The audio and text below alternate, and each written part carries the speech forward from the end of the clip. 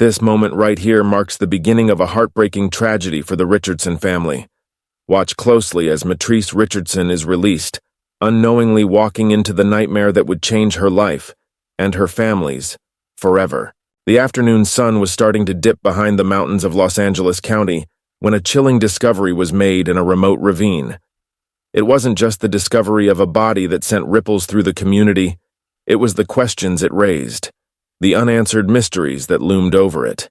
In August of 2010, park rangers on a routine patrol discovered what seemed to be human remains strewn across a desolate canyon floor, miles away from the nearest road.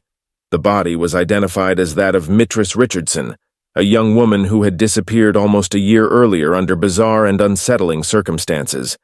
At first, authorities denied foul play. They claimed it was just another unfortunate incident, a tragic ending for a woman who had wandered too far into the wilderness. But for those who knew Mitrice, and for her devastated family, this was never a simple case of misfortune. What happened to her in the weeks leading up to her disappearance? What caused her to end up alone, disoriented, and in a remote area with no clear explanation for her actions? As the investigation unfolded, the story of Mitrice's last days became more perplexing with every twist. Was it a tragic accident, a case of mental instability, or was something far more sinister at play? The answers were elusive, but one thing became clear. There were far more questions than answers, and the search for justice was just beginning. If you're finding this story as shocking as we are, don't forget to hit that subscribe button and share this video for more shocking true crime stories like this. Mitrice Richardson's story began like any other, full of promise, ambition, and the hope of a bright future. At 24 years old, Mitrice was a woman on the rise. A recent graduate of California State University with a degree in psychology, she had dreams of becoming a counselor and making a difference in the world. She was close with her family, especially her mother, Mitrice Richardson, and had a wide circle of friends. But what happened to her in the months leading up to her disappearance and the chilling discovery of her remains would haunt the community and raise more questions than could be answered. On the evening of September 16, 2009, Mitrice was arrested after an odd encounter at a Malibu restaurant. She had dined at Jeffrey's, an upscale establishment, and had become erratic, eventually refusing to pay her $95 bill and displaying strange behavior. Employees called the police, and Mitrice was arrested for theft and disturbing the peace. Her arrest was unusual, not just because of her behavior but because of what happened afterward. Mitrice was not given a psychiatric evaluation, despite showing clear signs of mental distress. She was released from jail in the early hours of the morning, without her belongings, without a clear plan for getting home, and without any form of mental health support. The officers on duty that night insisted they had no reason to detain her further, even though she was clearly disoriented and not in a stable mental state. What followed was a heartbreaking journey of confusion, frustration, and a growing sense of dread. Mitrice's family desperately searched for her after she failed to return home. There were no leads, no clues, just a growing sense of worry as the days passed. For nearly a year, the Richardson family held on to hope, convinced that Mitrice would be found safe. But in August 2010, nearly a year after her disappearance, that hope was shattered when her remains were found in Dark Canyon, a remote, rugged area far from where she had last been seen. The authorities were quick to rule out foul play, citing that the remains had been partially mummified by the harsh conditions of the canyon. But for her family, it was impossible to ignore the strange circumstances surrounding her disappearance and the handling of her case. Questions about the police's role in her release, the lack of mental health support, and the oddities surrounding the discovery of her body only deepened the mystery. What had happened to Mitrice Richardson in those lost days? Was it a tragic accident, or was something darker at play? The investigation into her death would reveal more shocking details, but many questions remained unanswered, leaving her family to wonder whether justice would ever be served. The discovery of Mitrice Richardson's remains in August 2010 was just the beginning of a chilling investigation that would raise more questions than answers. Despite the authorities' initial claim that there was no evidence of foul play, the strange circumstances surrounding her disappearance and the mishandling of her remains left many wondering if something far more sinister had occurred. Why was Mitrice released from jail without any mental health evaluation, especially considering her erratic behavior that night? Why was there such a hasty, uncoordinated response when her remains were discovered, authorities airlifting some bones but leaving others behind? How could the sheriff's department confidently assert there was no foul play when key pieces of evidence seemed to suggest otherwise? The more the family and public pushed for answers, the more the investigation seemed to falter. Was Mitrice's death the result of negligence, or was there a deliberate effort to conceal the truth? As new details emerged, ranging from the unsettling manner of her release from jail to the discovery of her finger at the scene, every aspect of the case became a puzzle with no clear solution. As the investigation stalled and public attention waned, the question remained: what had truly happened to Mitrice Richardson? The journey to uncover the truth would take twists no one could have anticipated, leaving the Richardson family with one heartbreaking conclusion: they may never know what happened to their beloved daughter, sister, and friend. Mitrice Richardson was more than just the victim of a mysterious disappearance and untimely death. She was a vibrant young woman with dreams, a sharp mind, and a heart full of ambition. Born on August 30th, 1985 in Los Angeles, California, Mitrice grew up in a loving but complex environment. Her mother, Mitrice Richardson, was a steady presence in her life, always pushing her daughter to do better, to achieve more, and to reach for her potential. Mitrice's early years were filled with academic success, a promising sign of the young woman she would become. Mitrice was not just a student, she was a standout. Throughout her academic career, she excelled, and by the time she reached high school, it was clear that she had a bright future ahead.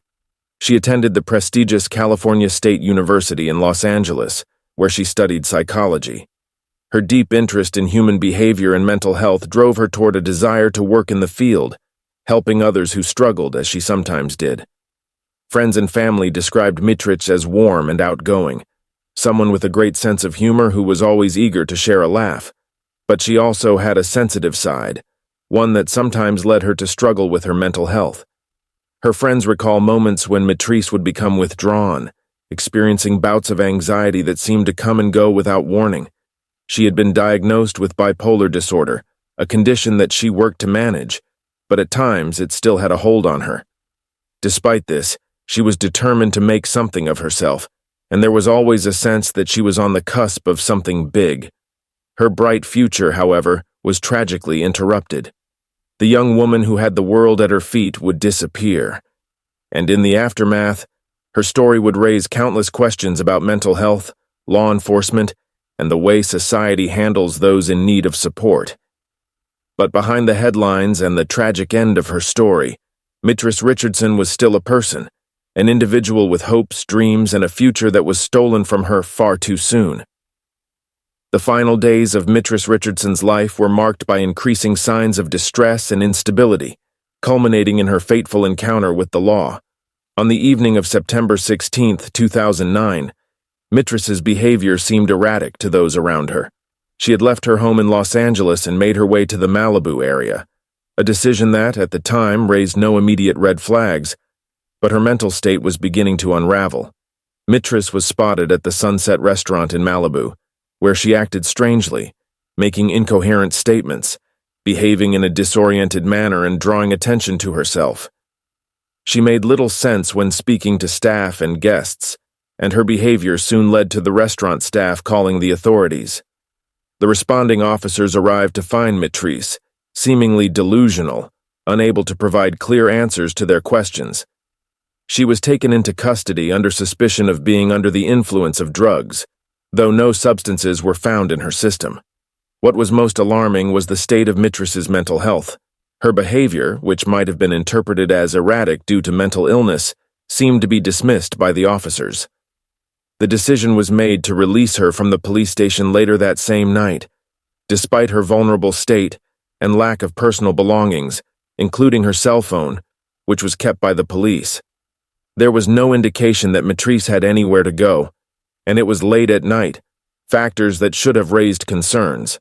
However, she was simply let go, and authorities made no effort to ensure she had safe transportation home or any form of support.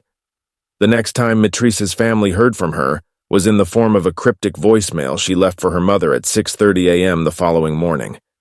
The message was disjointed, as if Mitrice was unsure of where she was or what had happened. She spoke in a confusing manner, leading her mother, Lettice, to immediately worry about her daughter's safety. Sadly, that would be the last contact the family had with her for several weeks. It was in the aftermath of her disappearance that the Richardson family began to piece together the fragments of her last days, none of which pointed to the resolution they so desperately sought. Mitrice Richardson's disappearance and subsequent death left an indelible mark on her family, friends, and the larger community. For her mother, Lettice, the pain was unbearable. As soon as she learned of her daughter's strange behavior, Lettice knew something was wrong. The uncertainty of not knowing where Mitrice was, combined with the unsettling voicemail she had received, left Lettice with a gnawing fear that her daughter was in danger. Her anguish only deepened as the days stretched on with no word from Mitrice. Lettice, a woman of incredible strength, channeled her heartbreak into action. She spearheaded efforts to keep the case in the public eye, fighting tirelessly for answers that the authorities seemed reluctant to provide. The family's quest for justice became a central focus of their lives. Lettice worked relentlessly to raise awareness about Mitrice's case, speaking to the media, participating in rallies, and organizing a petition that garnered significant attention. Her courage in the face of such an unimaginable loss resonated deeply within the community and beyond, sparking a wider conversation about police accountability, mental health, and the treatment of vulnerable individuals by law enforcement. The impact was also deeply felt within the community, particularly among those who had known Mitrice. Many described her as a bright, ambitious young woman who had her whole life ahead of her. The loss of such a promising individual left an emotional void, particularly in Malibu, where the case garnered widespread attention. Friends and community members came together to support the Richardson family, though none of them could shake the devastating truth that Mitrice had been failed by those entrusted to protect her. The moment the crime scene is discovered is often pivotal in shaping the narrative of a case. It sets the tone for the investigation that follows. In Mitrice's case, the discovery of her remains in the ravine was both shocking and shrouded in mystery. On the afternoon of August 9, 2010, park rangers on a routine patrol of the Dark Canyon area stumbled upon something that would alter the course of the investigation.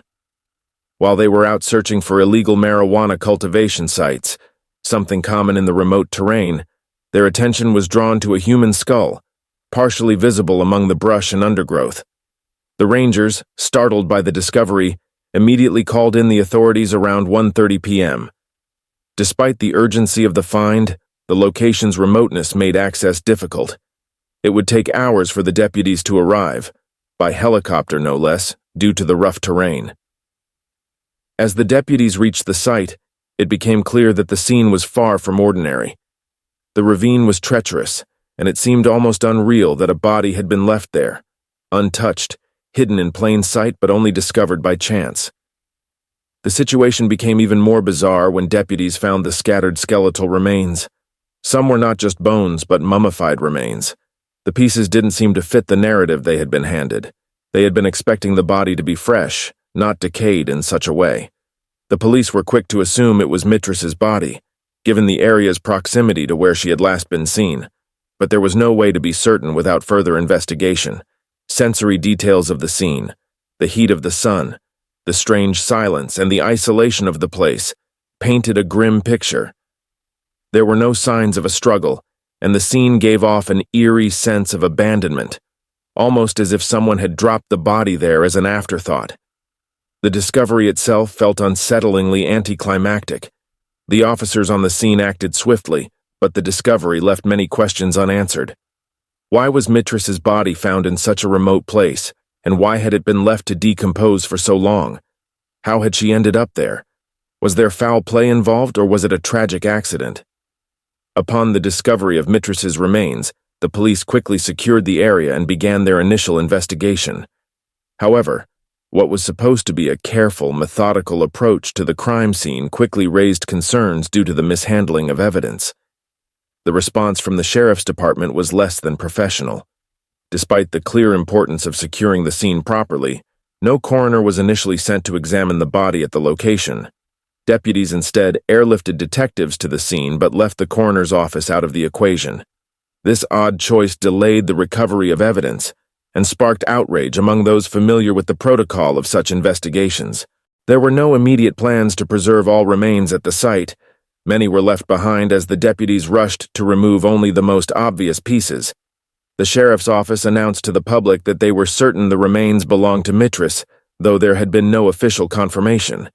This rushed assumption was later proven to be misguided, as critical pieces of evidence were not collected properly, and important questions about the state of the remains went unaddressed. The first official statement from Sheriff Baca only deepened the mystery. He declared there was no indication of a homicide at that point, claiming that the remains were not capable of telling us a story. Yet these early declarations seemed to ignore the possibility of foul play, which would later become a point of contention in the case. The sheriff's dismissive attitude about the situation was alarming, as it seemed to close off important avenues of investigation far too quickly. This initial response left the public and the Richardson family wondering if the authorities had already written off the case before even properly investigating the crime scene. The crime scene raised many red flags, not only due to the rushed investigation but also because of the peculiarities surrounding the remains themselves. First, there was the question of the body's condition. The remains were not in a state that would have been expected for someone who had disappeared just 11 months earlier. Some bones were mummified, which suggested that the body had been moved or buried, only to be exhumed and left in the ravine at a later time. This was no simple case of a person wandering off and dying of natural causes. The circumstances screamed foul play. Moreover, the lack of a clear cause of death added to the mystery. The sheriff's department claimed that there was no indication of a homicide, yet the strange positioning of the remains, coupled with the odd state of decomposition, suggested otherwise. No signs of a struggle were immediately visible, but why had Mitrice's body been left to decompose for months in such an isolated location? Finally, there was the discovery of Mitrice's finger. This moment of discovery, which came much later when the family visited the site, felt like a cruel twist in the investigation. How could this critical piece of evidence have been overlooked earlier? And what did it suggest about how Mitrice met her fate?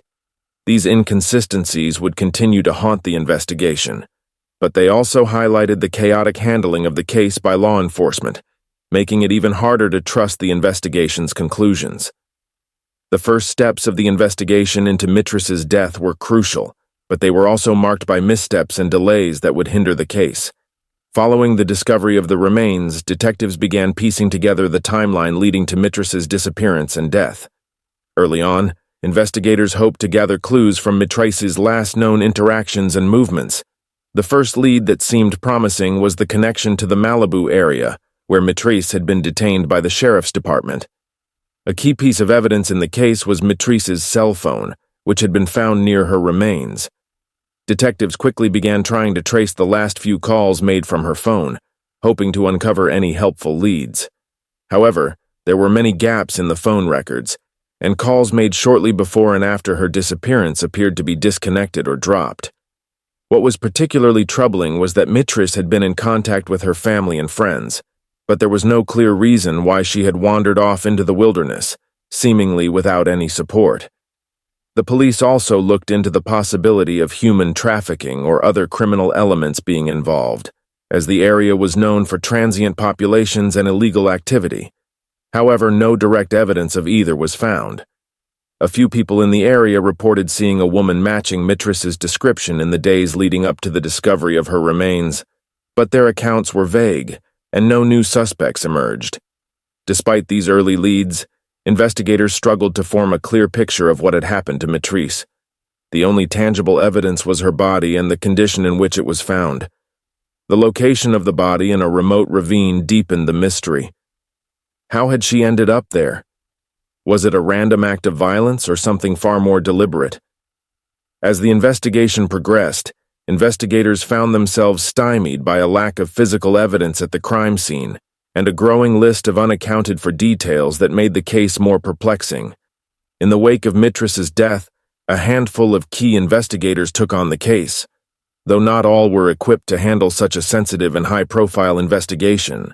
Detective Rodriguez, a seasoned investigator from the Malibu station, was assigned the case early on. Known for his meticulous approach to crime scenes, he hoped to find something that would provide answers. However, his work was complicated by the mishandling of evidence, and there was increasing frustration that key pieces of the case were being overlooked. Another critical figure in the investigation was Coroner Michael Cormier, who performed the autopsy on Mitrice's remains. His initial report concluded that the cause of death could not be immediately determined due to the decomposition of the body. Though this might have seemed like a setback, it allowed investigators to explore a wider array of possibilities in the case. The lack of a definitive cause of death also raised the stakes, forcing detectives to dig deeper into Mitrice's life and the last days before her disappearance. Despite the involvement of experienced officers, the lack of proper coordination between different law enforcement agencies, including the Malibu Sheriff's Department and the coroner's office, meant that significant opportunities for investigation were lost. Many questions remained unanswered, leaving the family frustrated and pushing for more action from the authorities. The detectives' inability to move beyond the initial stages of the investigation fueled doubts and created tension. As the weeks passed, the case seemed to slow down with no major breakthroughs in sight. The investigation into Mitrice's death quickly became bogged down by several significant setbacks and challenges that hindered progress. One of the most glaring obstacles was the mishandling of evidence in the early stages. Key physical evidence that could have provided important clues was either not properly collected or was lost in the chaos surrounding the investigation. Investigators struggled to access the scene of the crime, given the difficult terrain, and the initial failure to secure all remains left them with incomplete evidence. Additionally, the initial theories put forward by the Sheriff's Department about Mitrice's cause of death only added confusion. They quickly dismissed foul play, assuming that she had died from natural causes or exposure to the elements. This premature conclusion, combined with a lack of urgency in pursuing other leads, led to a significant delay in uncovering important details. As the investigation progressed, there were also significant challenges in coordinating between the various agencies involved. The Malibu Sheriff's Department was often criticized for its lack of transparency and failure to keep the family of Mitrice fully informed.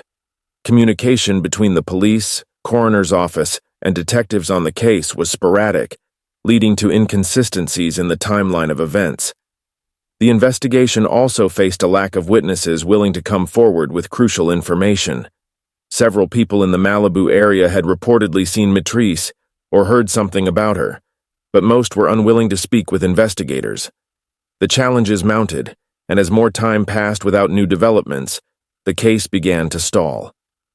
As the investigation into Mitrice Richardson's death progressed, a number of individuals emerged as potential suspects, but one of the first major figures in the case was the Malibu Sheriff's deputy, who had been involved in Mitrice's initial arrest and release.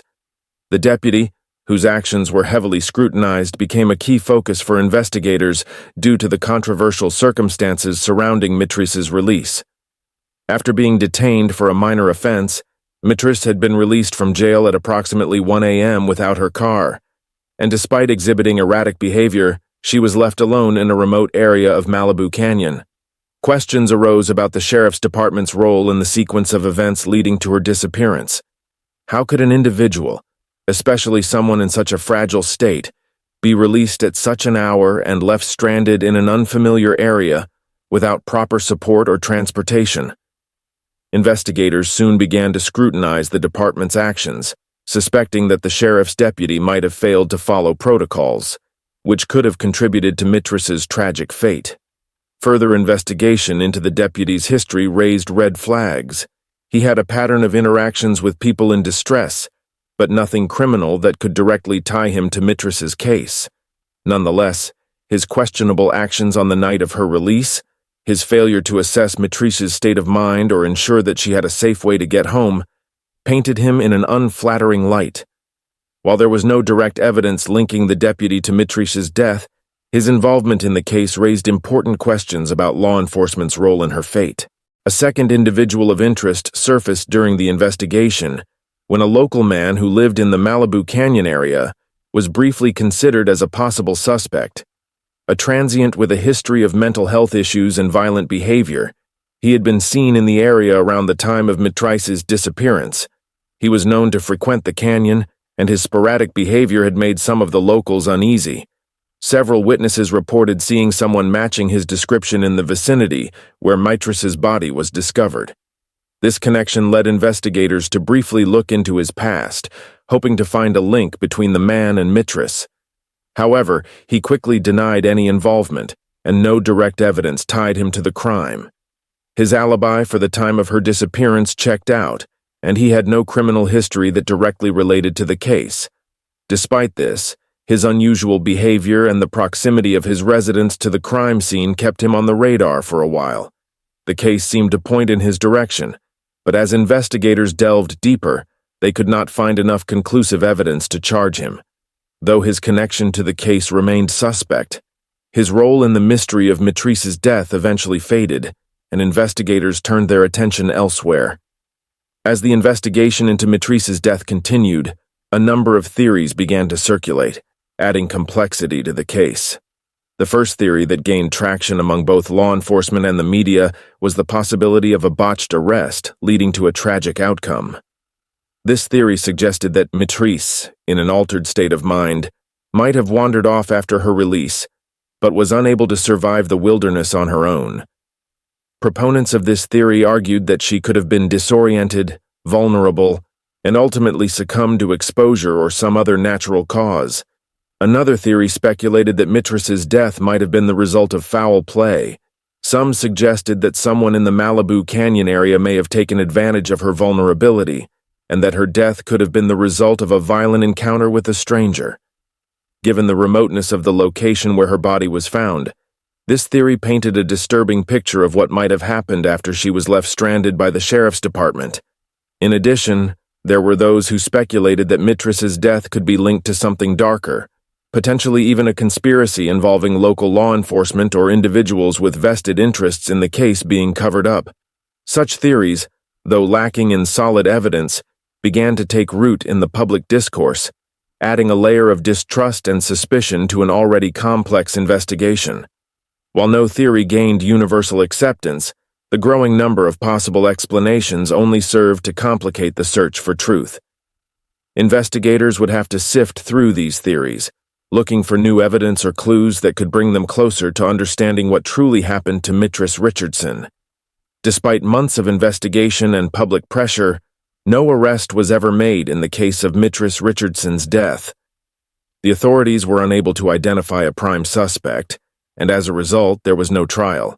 Several individuals were investigated and questioned, but none emerged as the person responsible for her death.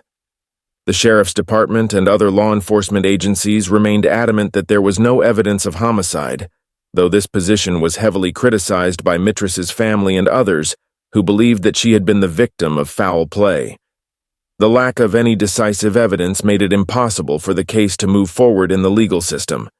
The family filed a wrongful death lawsuit, but that, too, did not provide the clarity or closure they hoped for. The lawsuit was settled, but the absence of a criminal conviction left lingering questions. The case of Mitrice Richardson's death has never officially been solved. The coroner's office ruled the death undetermined, and no official charges were ever filed against any individual. While many speculated about potential suspects or causes of death, the truth remained elusive. The case remains one of the most puzzling and unresolved mysteries in Los Angeles County. The aftermath of Mitrice Richardson's case has been marked by a search for justice that remains unfulfilled. The Richardson family, particularly Mitrice's mother Lettice, has worked tirelessly to raise awareness about the case and to keep the memory of her daughter alive. Despite the lack of resolution, they have continued to advocate for better handling of mental health crises by law enforcement and for reforms in how missing persons cases are handled. Lettice's fight for justice has never stopped, and she has been a vocal critic of the way law enforcement handled the case from the start. Her persistence has inspired others who have faced similar injustices, and her determination has kept the case in the public eye, even if the answers remain out of reach. While the case of Mitrice Richardson attracted significant media attention in its early years, over time the coverage began to fade. The unanswered questions and lack of closure left many with a sense of frustration and helplessness. However, the case has been revisited by journalists, true crime enthusiasts, and those seeking to bring attention to unsolved mysteries. It remains a topic of conversation in certain circles, but its media presence has been inconsistent. The case of Mitrice Richardson highlights several key issues within the criminal justice system, especially regarding the treatment of people with mental health issues. The investigation itself was marred by mishandling of evidence, poor decision-making, and a lack of urgency. One lesson learned from the case is the importance of reforming police procedures when dealing with vulnerable individuals, especially those who may be struggling with mental illness. Despite these lessons, the case remains unsolved, and the questions surrounding Mitrice's death continue to haunt her family and the public. The mystery surrounding Mitrice Richardson's death is a stark reminder of the many unsolved cases that leave families and communities without closure. As time passes, the details of her life and her death remain a topic of speculation and debate, but the truth remains hidden. Was it a tragic accident? Was it foul play? The answers seem just out of reach, and the case continues to raise important questions about how law enforcement handles missing persons and mental health crises. Mitrice Richardson's death may never have a satisfying conclusion, but her case will continue to resonate with those who seek justice for the voiceless and unanswered. As long as there are unanswered questions, the story of Mitrice will live on as a powerful reminder of the need for accountability, compassion, and transparency in the criminal justice system. Thank you for watching. If you believe this case deserves justice, share this video and subscribe for more updates on this ongoing mystery. Together, we can keep the conversation alive.